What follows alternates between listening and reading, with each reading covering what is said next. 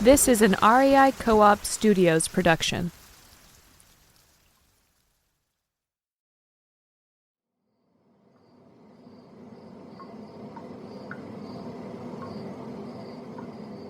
When your dog starts acting funny, staring and growling at an empty spot of air, that's nothing to be scared of.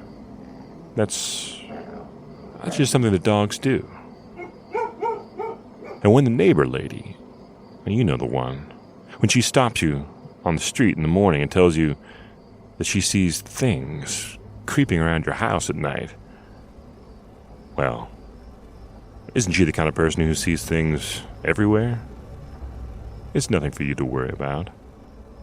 And when you're coming back from taking the garbage out, crossing your dark backyard at night, and you get a sudden rush of that feeling that something horrible is about to burst out of the bushes over there and chase you down. Well, that's silly. You're just tired. But when your dog wakes you up whining in the middle of a dark midnight, and you roll over and look, and you see it. You see with your own eyes something that you know for a fact can't possibly be there. What then? What do? Do you stand your ground and try to convince yourself that you must be dreaming? But if you're dreaming, why can't you wake up? And you know, you can't wake up from the Camp Monsters podcast.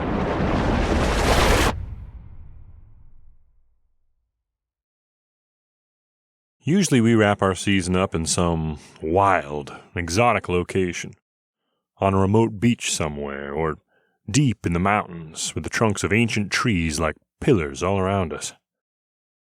So tonight, for this final episode of our 2023 Camp Monsters season,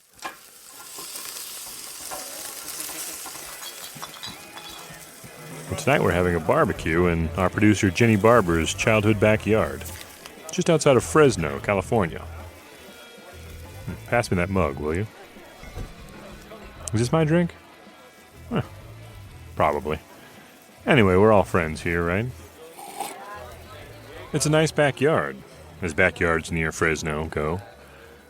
An old swing set over there, some flower beds, a little pool with a diving rock, and this well-loved grill with some Italian sausages on it. Sizzling. The heat of summer is over. There's a little crispness in the night air. The dark sky up above. And down here, just enough light from the back porch and street lights and this little fire from a propane fire ring. And I've got a good stick to whittle on while we tell a story. Oh yeah, nice, isn't it? This is my tagged-out OD Green G10 knife by Benchmade. It's a little larger version of their best-selling bug-out knife. I mean, I'm a big guy. And with this tagged-out knife, I still get the lightweight portability of the bug-out with a bit more steel. Premium stainless steel, in fact. Higher levels of chromium, along with the introduction of nitrogen into the steel of this blade, gives it superior corrosion resistance and toughness. But let's face it, I didn't know any of that when I bought it. I just liked the way it looked and the way it felt in my hand. And of course, I like that it's made in the USA, in Benchmade's factory up in Oregon City. They've been making top quality knives up there for almost 40 years. And they know that whether you're hunting or hiking or just hanging around the house, a Benchmade knife is yours for life. And that's why Benchmade created their Life Sharp program, which provides free sharpening and maintenance for the life of your knife. Yeah, this tagged out is definitely the knife for me. But the best thing about Benchmade is that they have a knife for you, too. Check out all the Benchmade knives that REI carries next time you're in your local REI. And remember, if you're carrying a Benchmade knife, you're carrying a solution. Just think how easy it'll be to get into that next package that you order from REI.com. No more gnawing it open with your teeth while hoping the neighbors don't see. And speaking of things that the neighbors don't see, I've always found it interesting that when we tell these stories, everyone sees something different. I mean, we all hear the same story, the same words and sounds in the same order, but the visions that these words conjure are different for each of us. And I guess that's a big part of what tonight's story is about. Some of you have probably already seen pictures or footage of tonight's creature. A video of it went viral a couple years ago, but that was just the beginning of the story. Since that first encounter, there have been multiple... Oh man, is that me? Oh, I'm so sorry. I always turn my phone off before I tell these stories. Just a second, I'll shut it off here. Oh, well, this is kind of perfect, actually. It's my doorbell.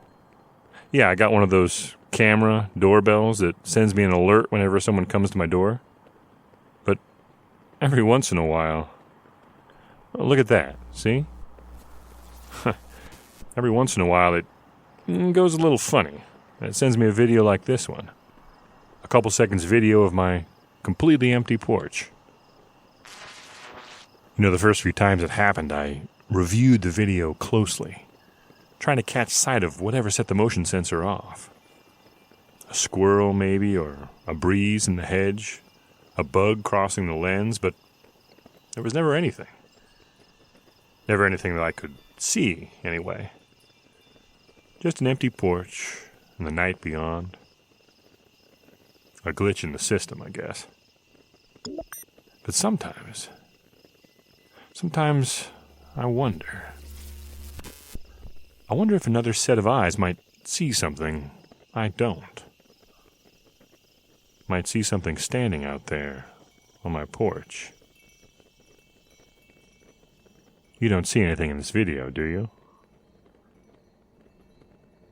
Mateo didn't see anything in his backyard that night when his dogs woke him up. His was a nice, peaceful backyard on a nice, peaceful autumn night, just like this one.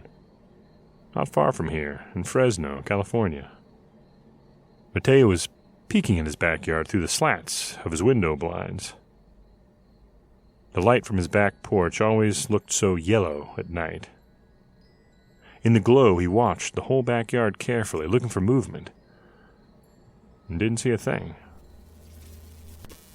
But there had to be something out there. Mick whined again, and Chevy leaned against Mateo's legs. Those were his dogs, Mick and Chevy. Not small dogs, either. Big pit mixes that usually slept quiet in their little shed in the backyard, only sometimes raising a fuss when some rookie raccoon found out on the run that this was a backyard to avoid. But tonight, Mateo had never seen his dogs like this, both slamming through the dog door, whining, racing to his bedroom to cuddle and cry him awake. But there was nothing out there in the backyard.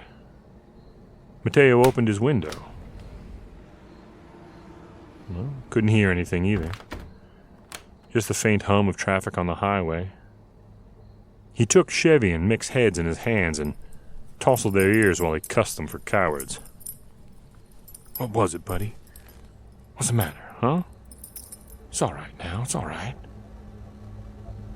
The dogs quieted down and looked up at him with those big, shining eyes that so clearly said, "If you say so, Dad." But when he gave them a little shove away, they didn't make any move to return to their shed or even leave the room. They just stood by the door with their tails hung down, staring at him. So Mateo cussed himself for having dogs like these, and he stretched and stood up and shuffled toward the back door to go and show these mutts there was nothing in the backyard, nothing for them to be scared of. And Mateo picked up his phone. No reason to do that, I guess, just to walk out into his own backyard, but it's a habit most of us have, right? He just picked it up and gave it a glance as he shuffled sleepily through the house. And he clicked that notification from the app that linked to his security system. And then he stopped, standing there in his kitchen, and Mateo saw what you've probably already seen if you looked up the Fresno Nightcrawler before starting this episode.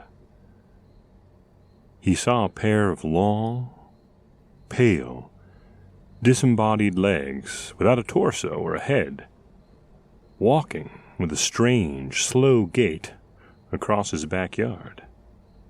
But what made that sight even stranger was that Mateo was now standing right in front of the big sliding glass doors that opened onto that yard. And looking out there, he could see nothing at all. He was looking right where the legs on the screen appeared to be walking, casting shadows. But out in the real world, there were no legs, and there were no shadows.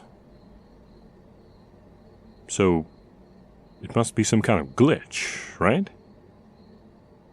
Mateo was in the security camera business. He had quite a few cameras around the outside of his house, as a way of testing new equipment and different setups. He'd never seen an error quite like this before. But it was obvious to Mateo that what he was seeing on his screen must be some kind of glitch in his system. That's all it could be, right? The eerie, disembodied leg slowly passed out of the frame of Mateo's security camera, right up to the sliding glass doors where Mateo was standing. But there was nothing really out there. Mateo reached for the handle on the sliding door and hesitated. One of the dogs whined from where they'd curled up under the kitchen table behind him. Mateo stared through the glass, out at the yellow-lit emptiness of his own backyard. And there was nothing.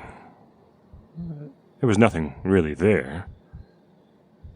So, he rolled the sliding glass door open.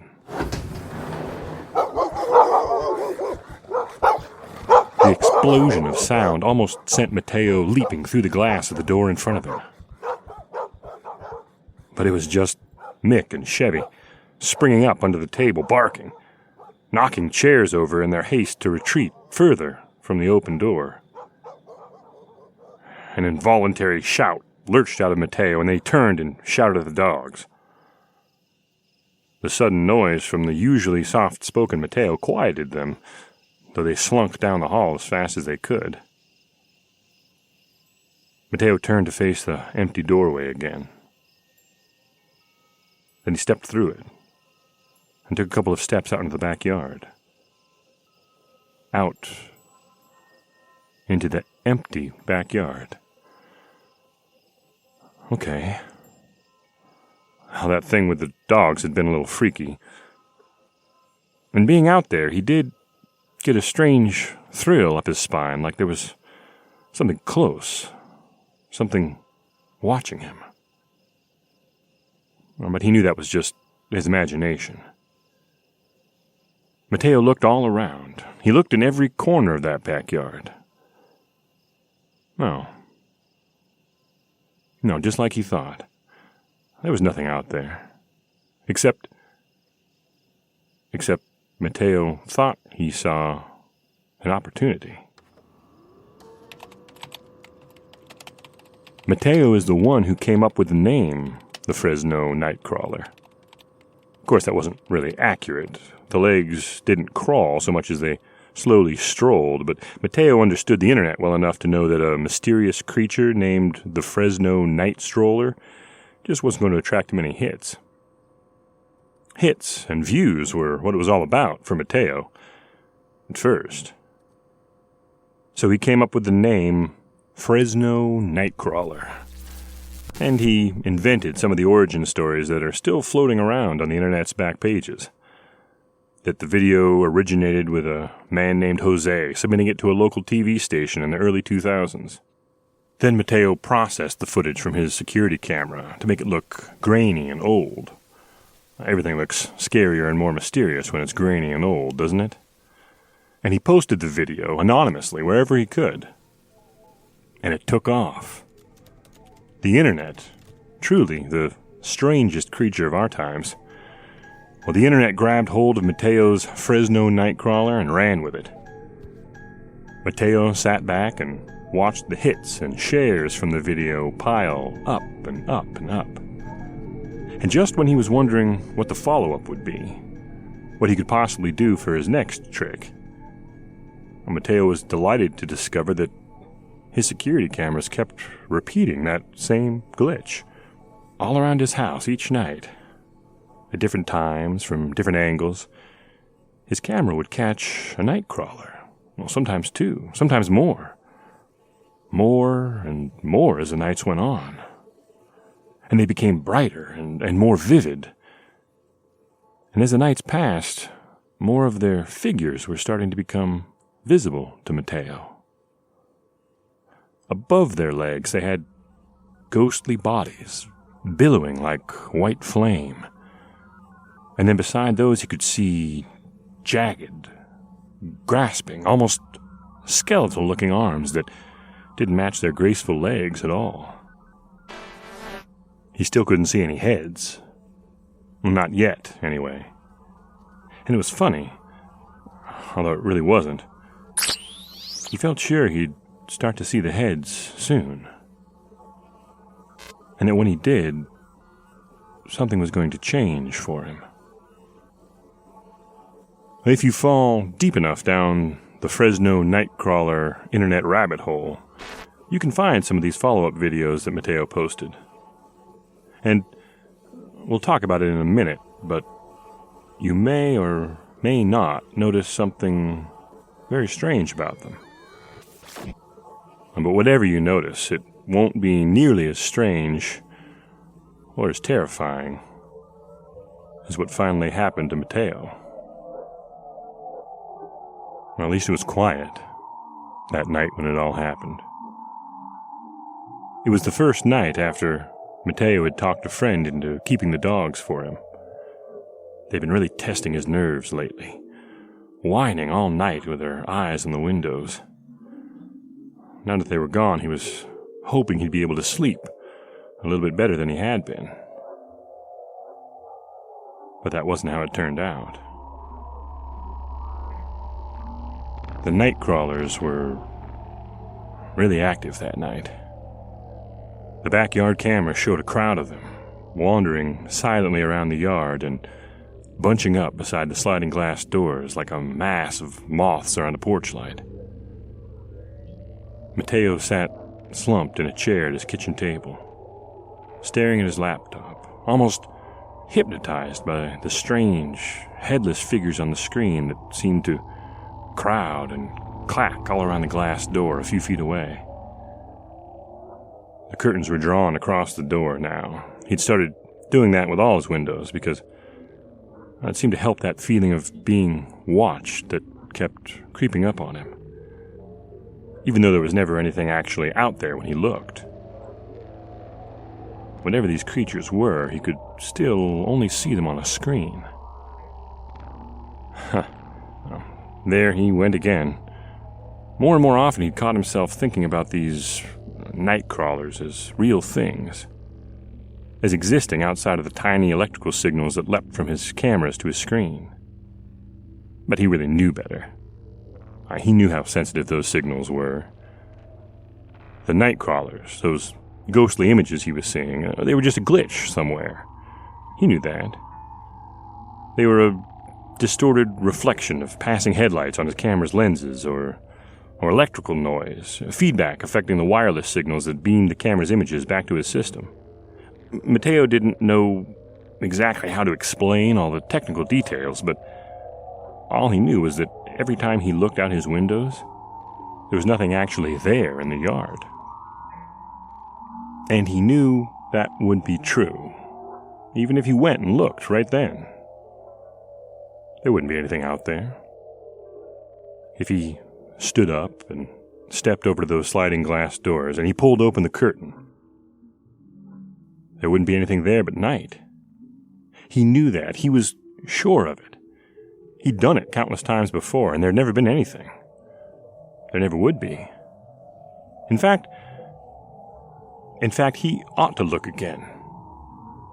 Just to loose that silly knot that was tightening in his stomach. Just to chill that film of sweat that he felt on his skin, in spite of the air conditioning.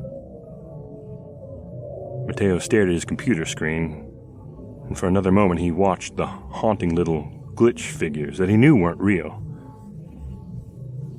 And then he swallowed on his suddenly dry mouth and stood up. The dingy old curtains hung there, limply. 1, 2, 3 slow steps away. Mateo moved carefully, feeling the cool linoleum beneath his feet. He paused with one hand on the rough, dusty fabric, and he tried to laugh at himself, laugh at his fear. But he couldn't quite do it.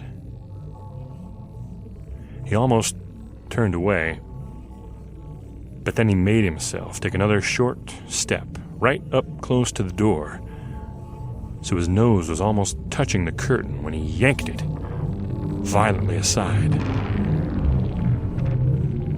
And there it was, a face just inches away from his own. And before Mateo could even react, the face split wide open, as in a silent scream. And then Mateo did scream, and he leapt back from the window so quickly that he rammed into the kitchen table and almost knocked it over. He heard things rolling, tumbling off the table, the sound of something breaking.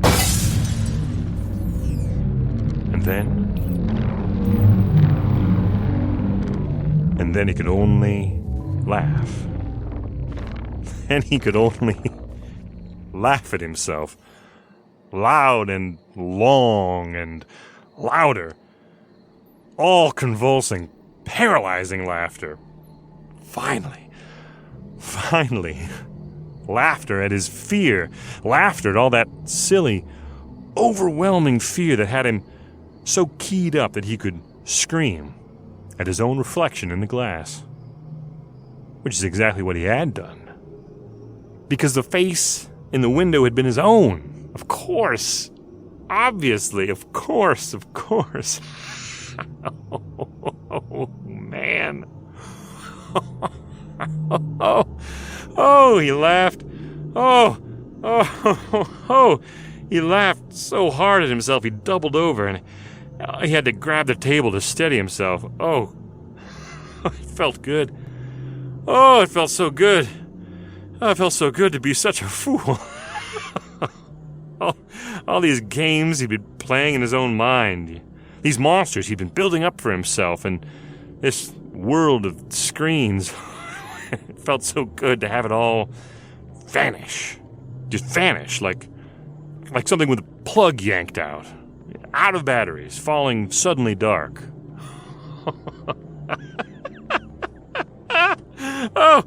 Oh, he ought to get out more. I had to go on a vacation. Back to nature or something. Oh. Oh, the laughter had started so stranglingly hard it was silent, and then it settled down into great howls and yelps, and finally it was just good, clear, uncontrollable laughter. Mateo was still chuckling when he picked up his phone. He decided he wanted to take a picture. It seemed hilarious and appropriate right then that he take a picture of the blank darkness of the sliding glass door and his own reflection in it, so that if he ever began to take himself or anything else too seriously ever again, he'd be able to look back at this picture of a dark doorway, blank, except for the faint reflection of himself in tousled pajamas, and he'd be able to laugh his way right back out of it. So he picked up his phone, he flipped on the camera, and he raised the screen up so it was focused on the sliding glass door just a few feet away.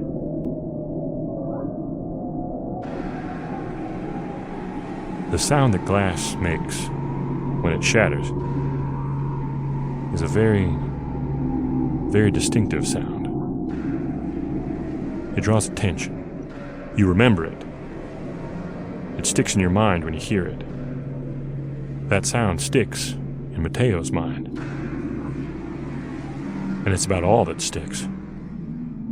It's about all he can remember from the rest of that night and for several days and nights afterward. Just the sound of a whole pane of sliding glass door shattering violently all at once. All Mateo can remember is that sound and a face. The face.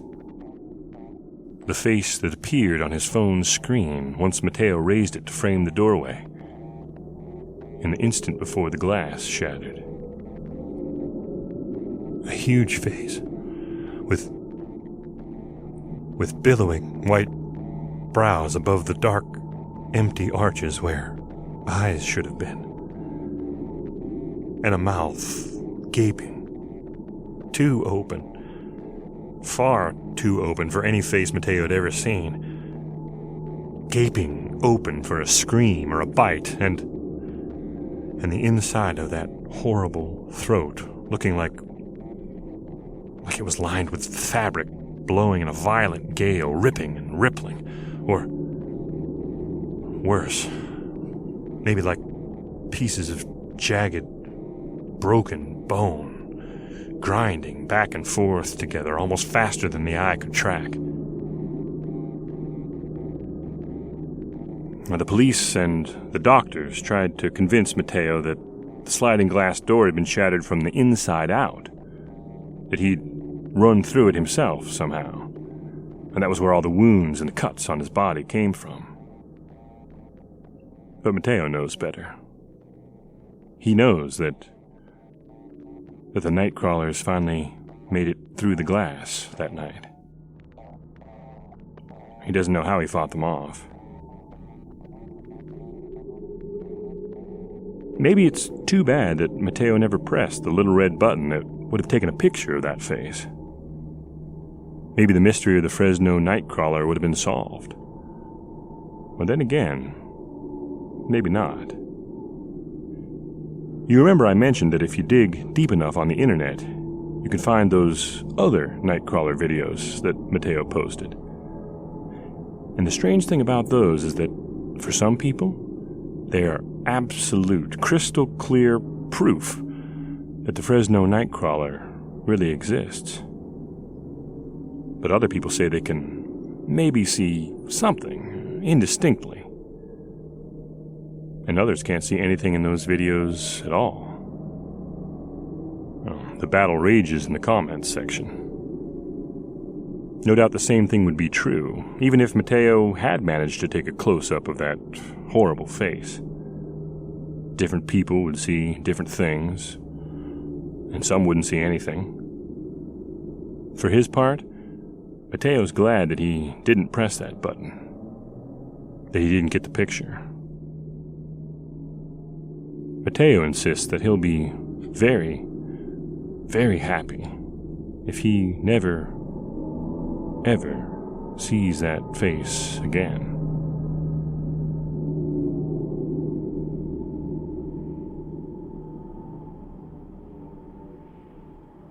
Out in the country, over that way, well outside of Fresno, out past the suburbs, past the last row of commuter houses, past even the almond orchards, up in the sun-browned hills where there isn't much. Up there you'll smell pine trees and sage. You'll see deer and chipmunks. You'll follow a narrow trail through the trees and brush up a hill. And you'll come to a sweet, scruffy clearing with a little old cabin in it, with a deep porch out front that sags a little bit to one side. And on that porch, on a night like this, you'll probably find Mateo, watching the stars that we can't see through the city lights down here.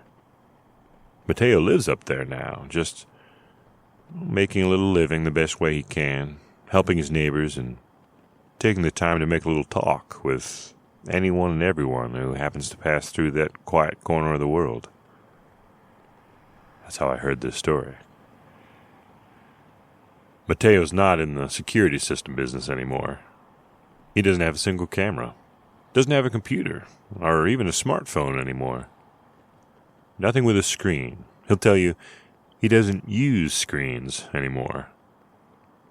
Oh, it's not that he doesn't believe in the things that our screens show the rest of us. No, it's not that. It's just that he knows. Mateo knows that sometimes those screens can show us too much. Of course, one of the things that Mateo does use, or one of the things you'll need if you're going to live up in those hills, is a good, sharp, durable knife. I think Mateo's is a Bug Out by Benchmade. Super light but perfectly balanced. Easy opening but rugged. The Bug Out's been recognized as the best everyday carry and outdoor knife by such publications as Gear Patrol, Gear Junkie, and Forbes. But you know that's not why Mateo picked one up. The Bug Out is Benchmade's best-selling knife for a reason. If you hold one, you'll know why. You can feel the attention and the craftsmanship that Benchmade puts into all their knives as soon as you take one in your hands. So pick one up, literally, next time you're in your local REI. If you do, you won't want to leave the store without it. Or go ahead and order one now from REI.com. With all the colors and sizes and styles of Benchmade knives at REI stocks, you're sure to find the one that's right for you. We've had all colors and sizes and styles of stories this season on Camp Monsters. We've had so much fun around the campfire with you this year. It feels like a shame to wrap it up. But we're hoping to be back a little earlier next year with even more great monsters to share. Before we turn this propane fire ring down and say goodnight, maybe you'd like to take one last photo of the group we have gathered around here? But if you do, don't say I didn't warn you if you notice a figure that you don't recognize and can't explain, prowling around in the darkness across the yard. Something that you can't see with your naked eyes. This is Fresno, after all.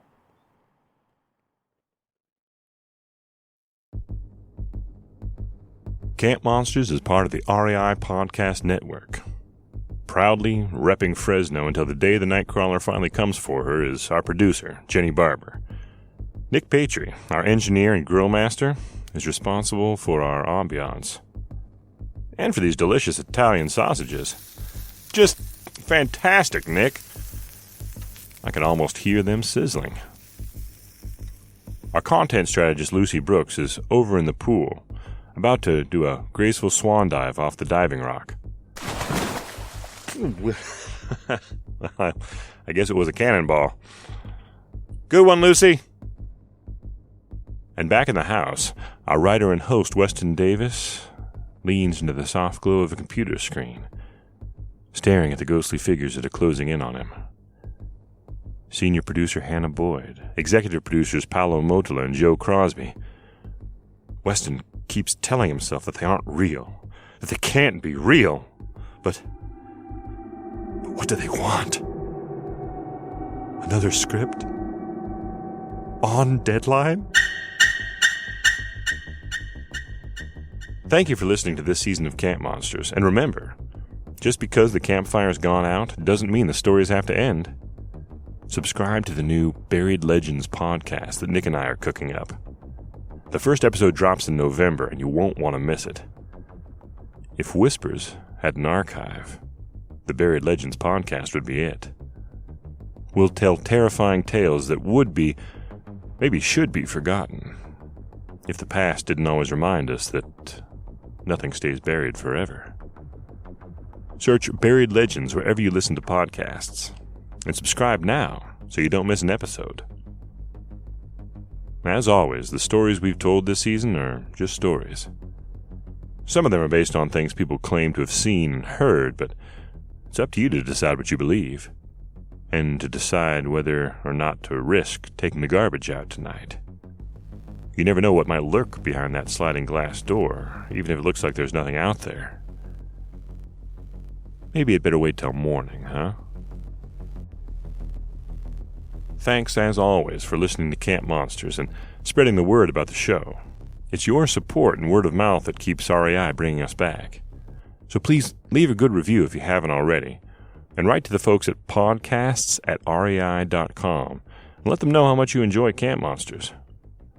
We have a lot of fun making the show for you, and we hope you have a lot of fun listening. Thanks again. We'll see you soon around the campfire.